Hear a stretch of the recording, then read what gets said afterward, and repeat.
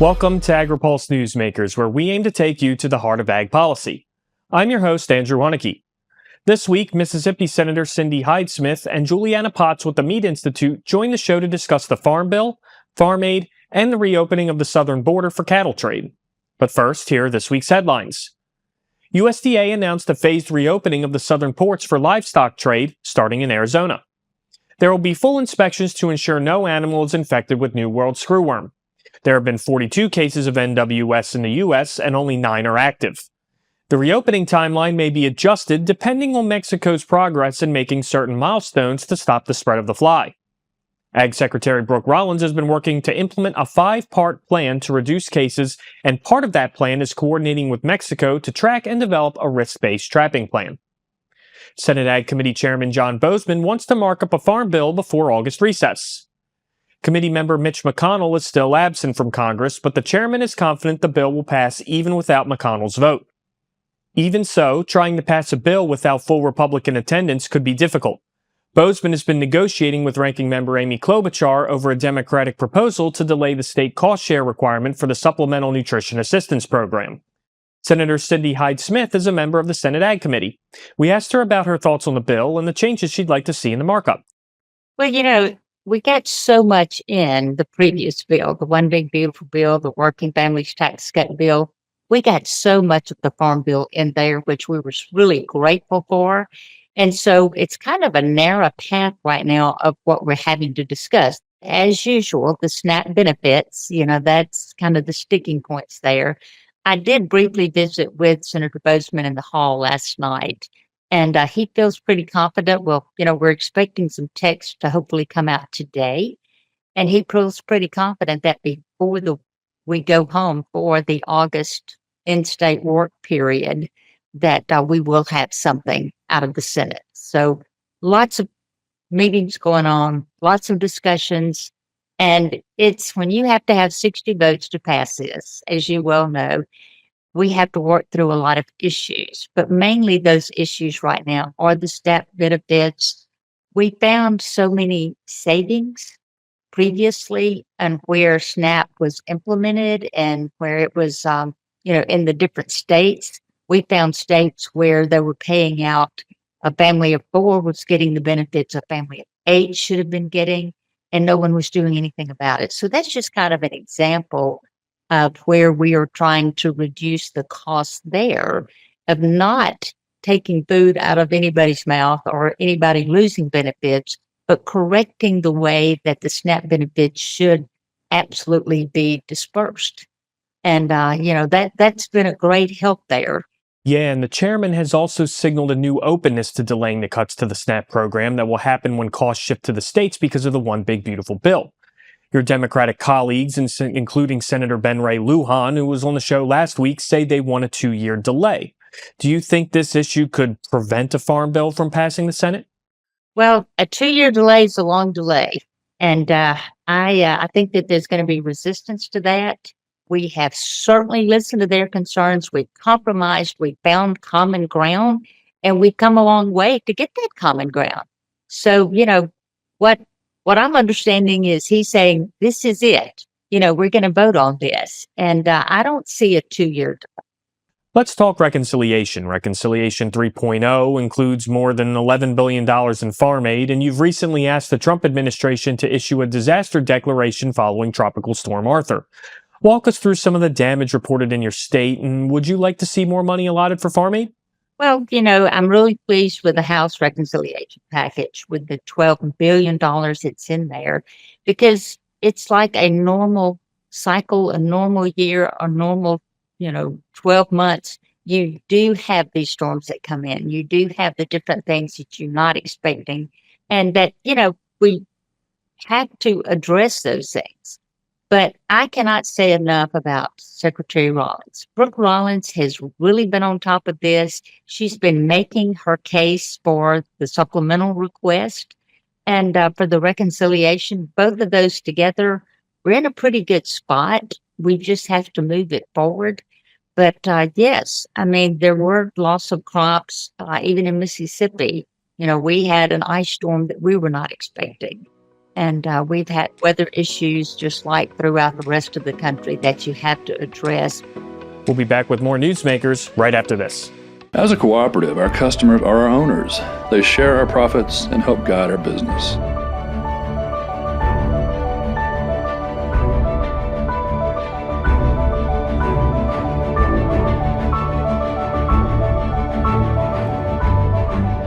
We're not just another lender. We're Farm Credit, and we're here for you. I think some of sustainability to farmers just comes second nature. If you asked a farmer, are you sustainable? They'd probably look at you maybe a little funny and say, I don't think I'm doing anything that special, but it really is just what they do. We're all farmers, and our goal is taking the best care of our land, our cattle, our natural resources. This is my sustainability story.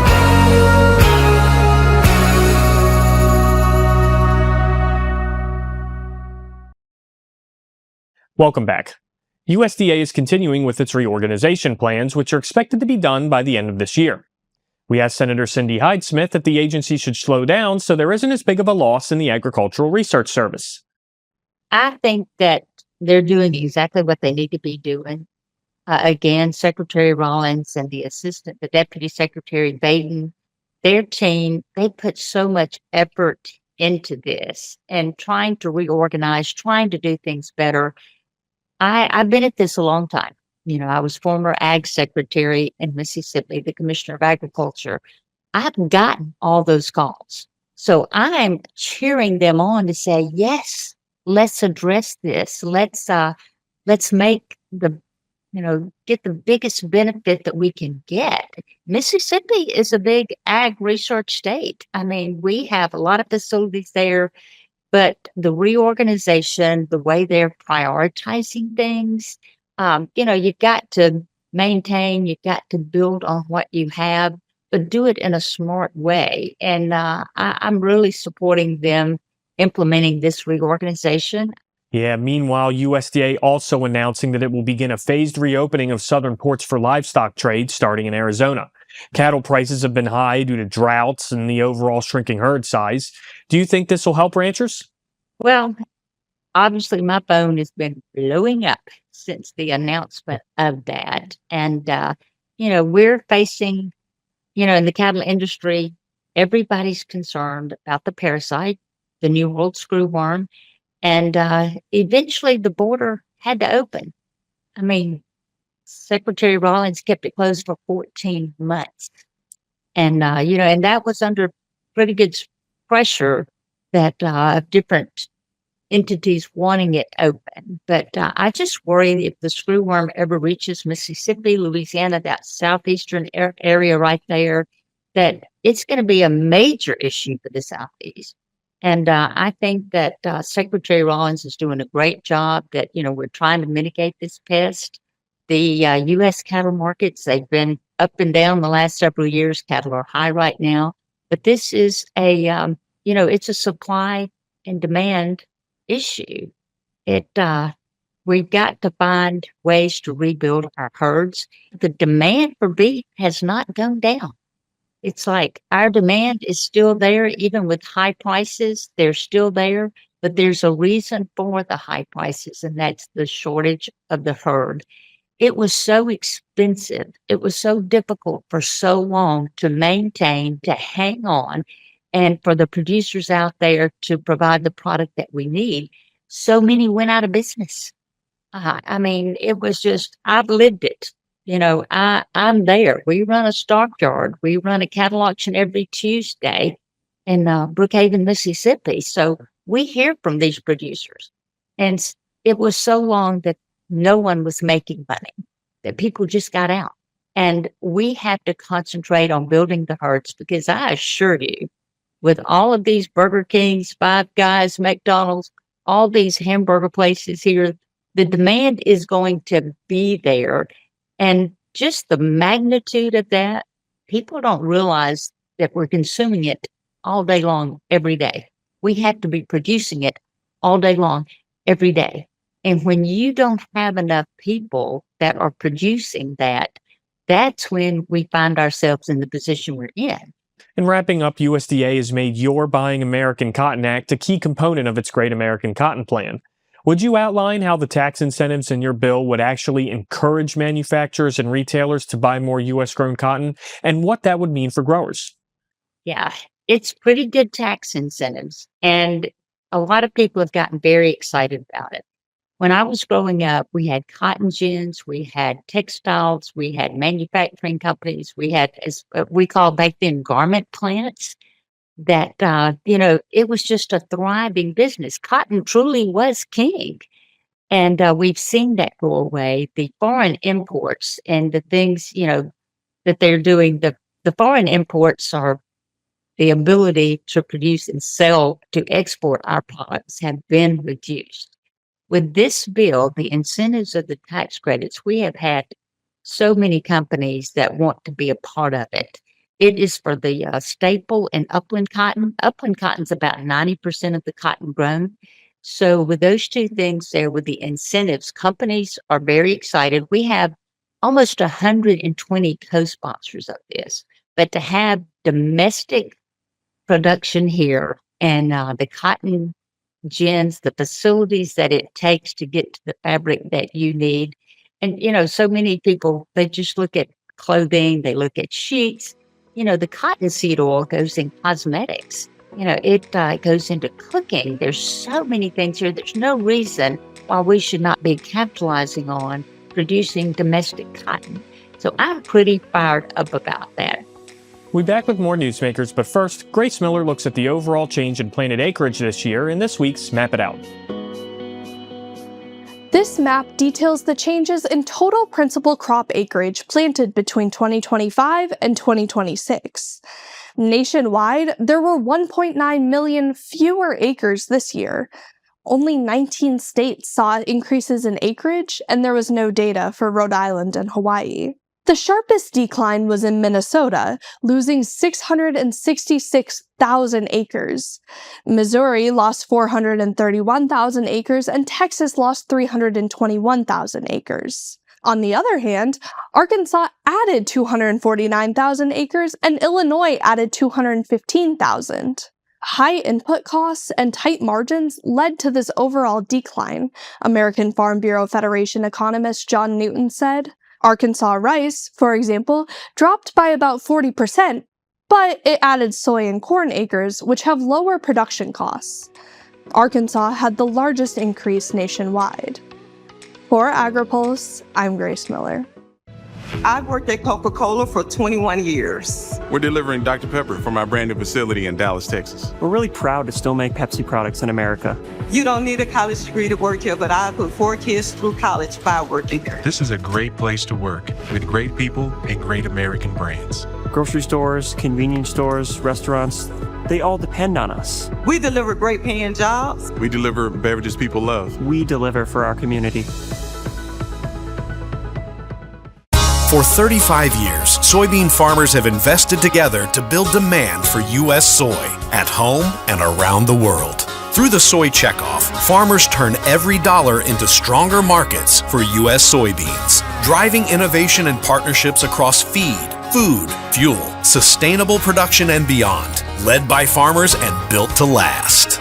U.S. Soy, 35 years of delivering value back to the farm and investing in the future of agriculture. Welcome back. Last week, USDA announced a phased reopening of the U.S.-Mexico border to feeder cattle from Mexico. We asked Juliana Potts, president and CEO of the Meat Institute, what this means for meat processors and if the industry saw challenges from the closure.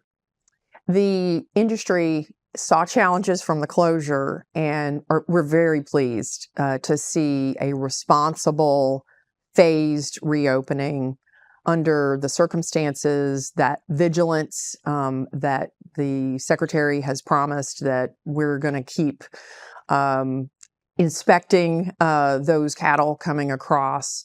We're going to have multiple steps in that process. All of that makes us feel very confident that this can be done in a responsible and effective way. But definitely we are happy to see that we have begun the process. to bring live cattle from Mexico back into the U.S. Sure. Yeah. Let's talk about New World screwworm. It's the whole reason why it started in the first place. USDA announcing there will be full inspections for New World screwworm to ensure all animals are free from the parasite that are coming in. Will this be enough to stop the spread of NWS in the U.S.? Well, I think vigilance is required, and the monitoring that has been put in place. And let me first say the Secretary has done a great job of keeping New World screwworm at bay for the time that we've had to endure the border closure and the things that we have invested in that she has championed, which is the proven methodology of dealing with this from years ago, sterile flies. So the investments in sterile flies, I think there was another $25 million investment announced just yesterday. We have great faith that the plans will work. Let's talk about the size of the cattle herd. The cattle inventories have been low for a while now. What impact have those low cattle inventories had on meat processing plants? Also, the industry is in a tough economic situation, and the USDA is estimating now that the initial herd expansion has likely begun. How quickly do you see relief for the meatpacker sector coming? The beef sector in processing has been challenged over the last couple of years because the herd has diminished for various reasons in the last few years. And we've heard this repeated a lot. On the supply side, we are at a 75-year low. So very encouraging to hear that maybe there's been the beginning of a shift. But we really won't know until we see additional heifers retained, whether that indicates something that's going to change to really impact the size of the herd to catch up with demand, which is what it's all about.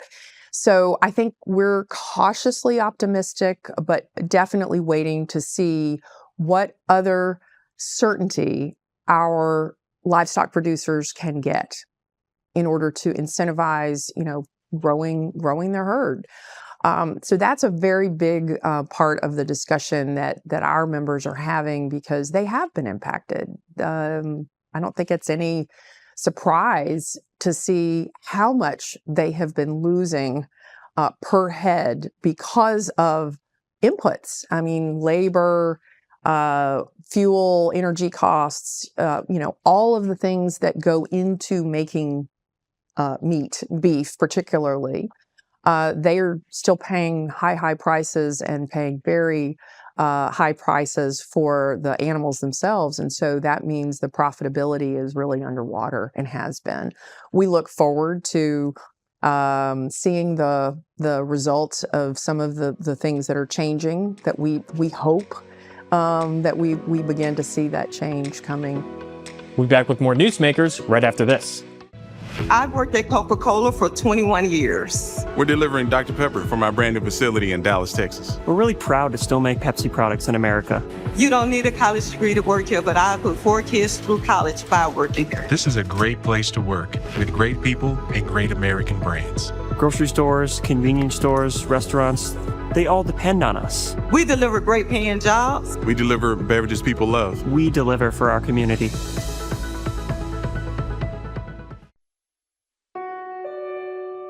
America never stops. Thanks to the financial support of Farm Credit, neither do the farmers and ranchers who call her home. Since the beginning, we've been helping rural America show the world what hard work can achieve. But the job is far from over. And as rural America grows further, we'll be there.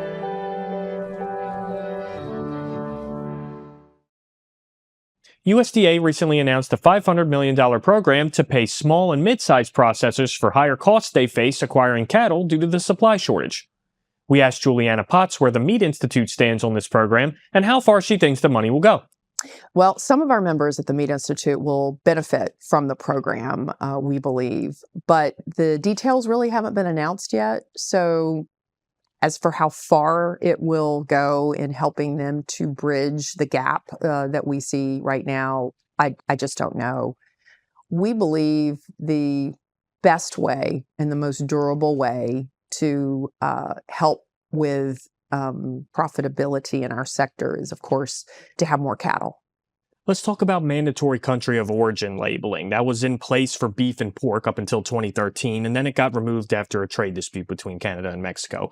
There's some calling for it to be brought back. Where does the Meat Institute stand on this issue? We're opposed to mandatory country of origin labeling.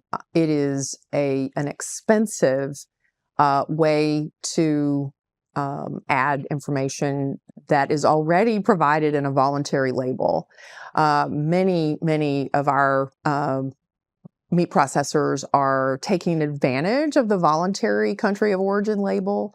And we think that we should see how that works in the marketplace before we add cost onto what is already an expensive product in terms of beef in the marketplace for consumers.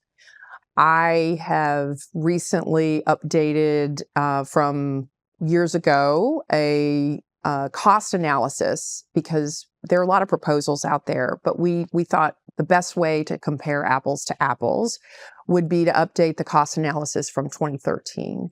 And that would show $1.1 billion in startup costs and about $1 billion a year. So thinking $10.1 billion over 10 years of costs throughout the system. So for sure, retailers, processors, and even back to producers.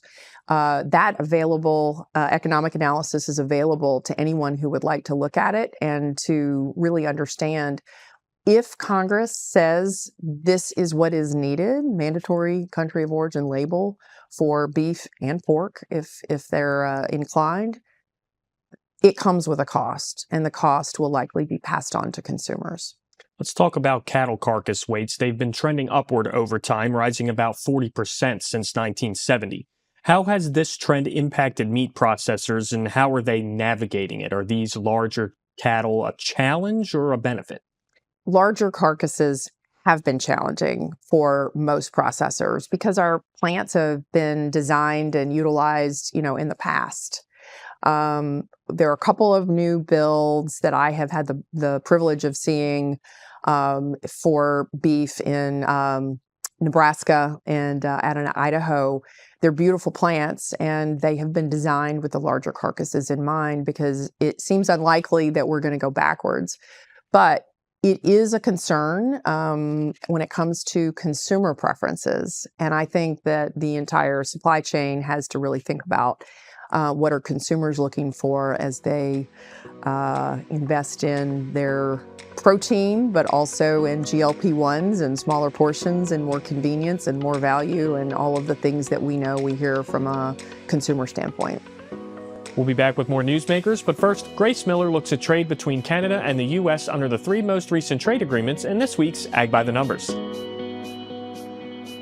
Agricultural trade between the United States and Canada has increased considerably since 1989, the period covered by the Canada-United States Free Trade Agreement, the North American Free Trade Agreement, and the U.S.-Mexico-Canada Agreement. U.S. imports from Canada took off after 2019, dipping slightly in 2025.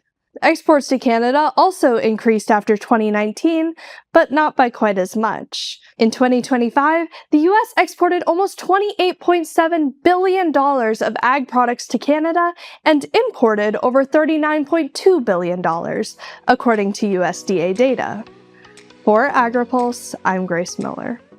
For 35 years, soybean farmers have invested together to build demand for U.S. soy at home and around the world.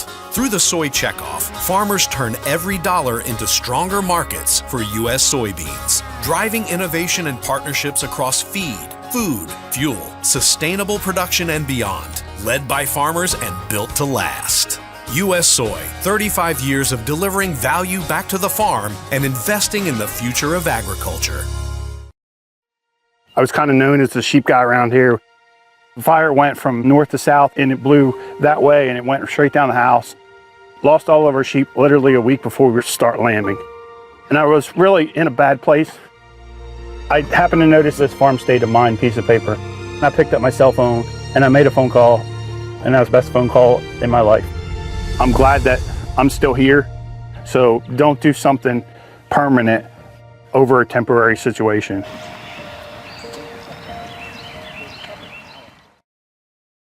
Thanks for joining us for another episode of Agri-Pulse Newsmakers. Next week is the final week that the Senate is in session before the August recess. The House is already out.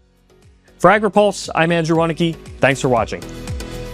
Newsmakers is a production of Agri-Pulse Communications. You can also find our new content on YouTube and wherever you get your podcasts. And don't forget to follow Agri-Pulse and our correspondents on social media to get breaking news and more. For agriculture, trade, food, environment, and regulatory news, your source is agripulse.com.